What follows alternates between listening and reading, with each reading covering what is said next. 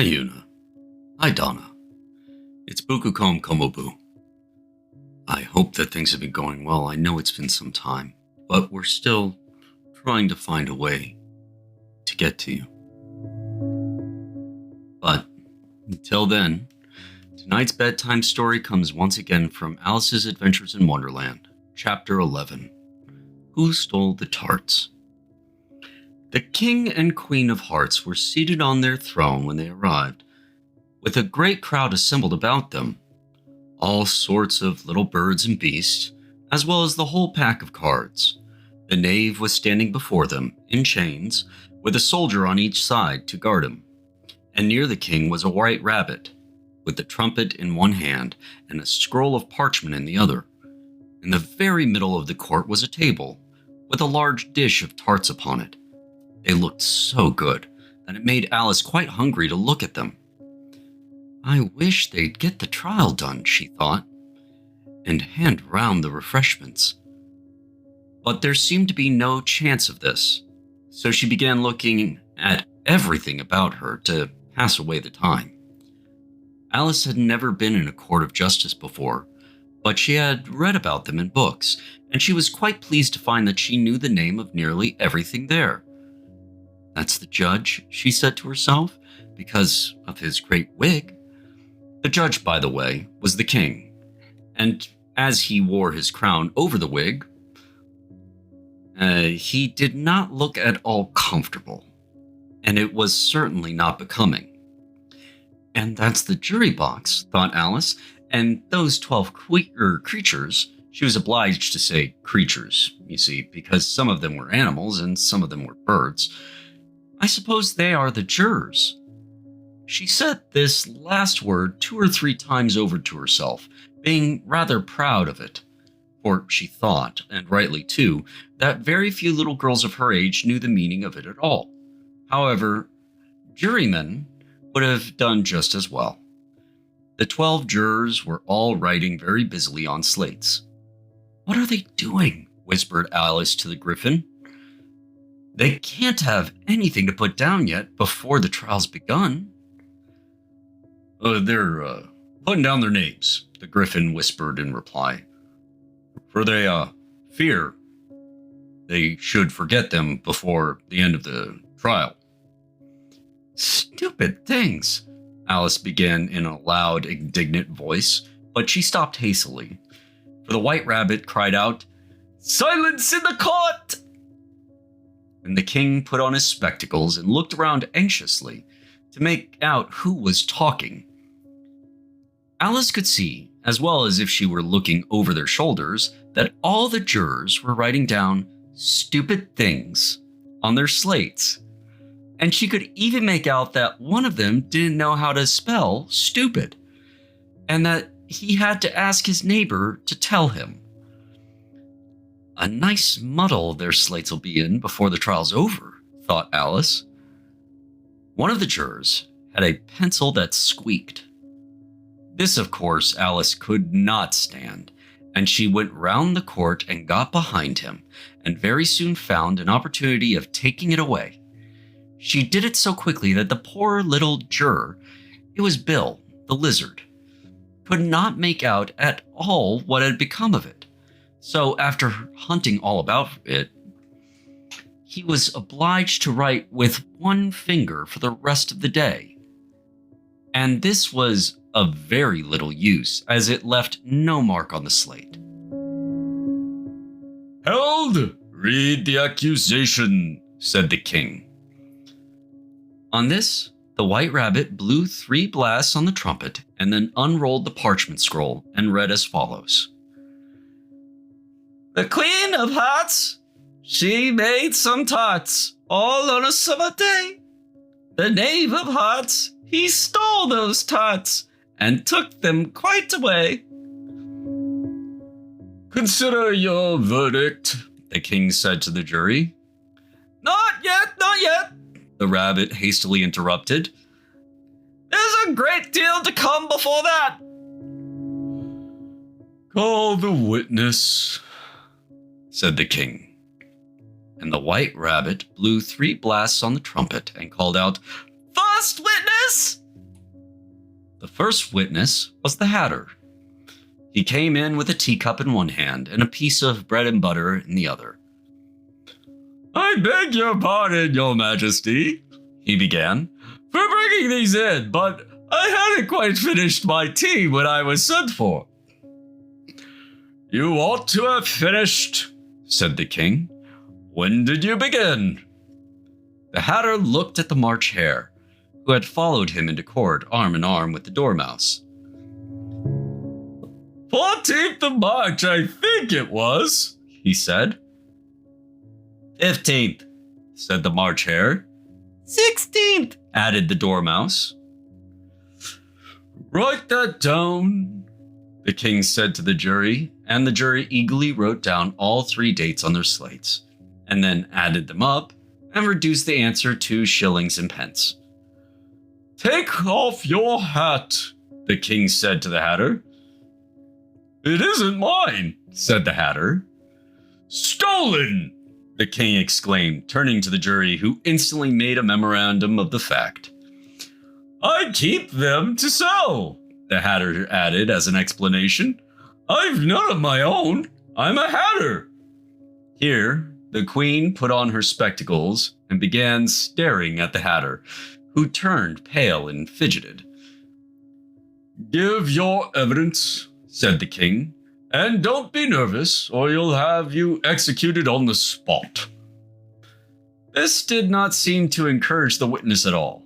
He kept shifting from one foot to the other, looking uneasily at the queen, and in his confusion, he bit a large piece out of his teacup instead of the bread and butter.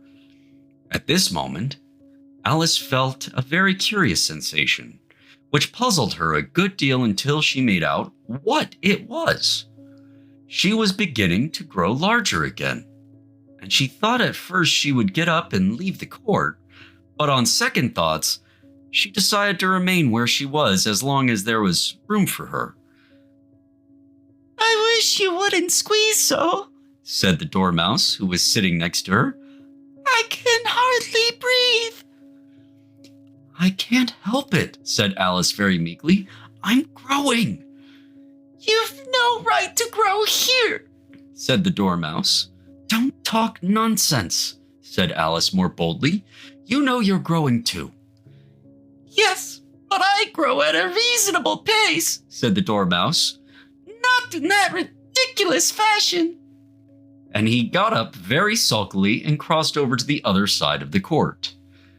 At this time, the queen had never left off staring at the Hatter, and, just as the Dormouse crossed the court, she said to one of the officers of the court, Bring me the list of singers in the last court, on which the wretched Hatter trembled so that he shook both his shoes off. Give your evidence, the king repeated angrily, or I'll have you executed, whether you're nervous or not. I'm a poor man, your majesty, the Hatter began in a trembling voice, and I hadn't begun my tea, not above a week or so, and with the bread and butter getting so thin and the twinkling of the tea. The twinkling of the what? Said the king. It began with the tea, the Hatter replied. Of course twinkling begins with a tea, said the king sharply. Do you take me for a dunce? Go on. I am a poor man, the Hatter went on, and most things twinkled after that, only the March Hare said. It didn't, the March Hare interrupted in a great hurry. You did, said the Hatter. I deny it, said the March Hare. He denies it, said the king. Leave out that part.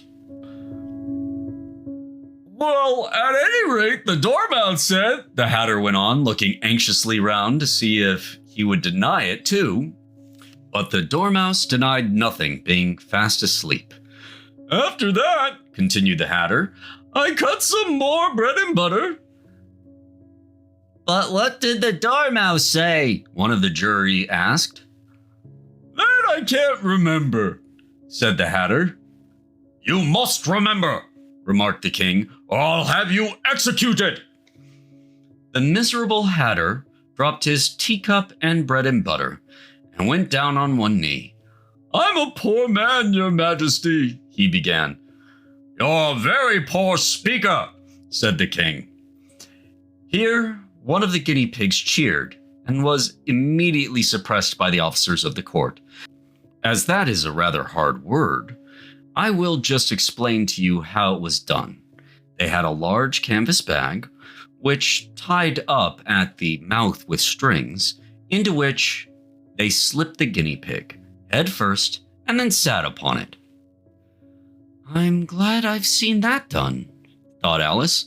"I've so often read in the newspapers, at the end of trials, there was some attempt at applause which was immediately suppressed by the officers of the court, and I never understood what it meant till now."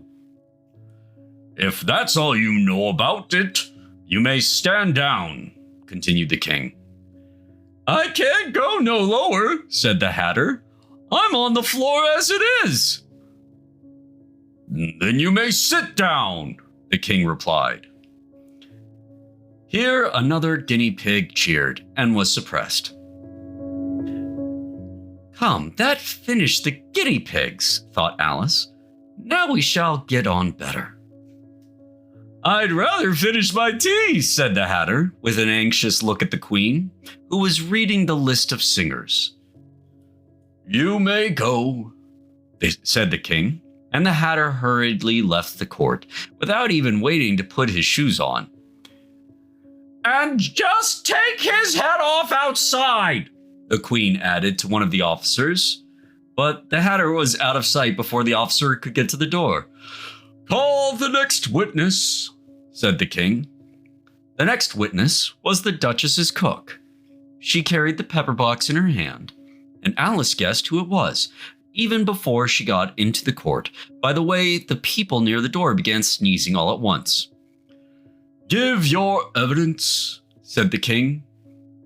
"Shan't," said the cook. The king looked anxiously at the white rabbit, who said in a low voice, "Your Majesty must cross-examine this witness." "Well, if I must," said the king, with a melancholy air, and after folding his arms and frowning at the cook till his eyes were nearly out of sight, he said in a deep voice, "What are the tarts made of?"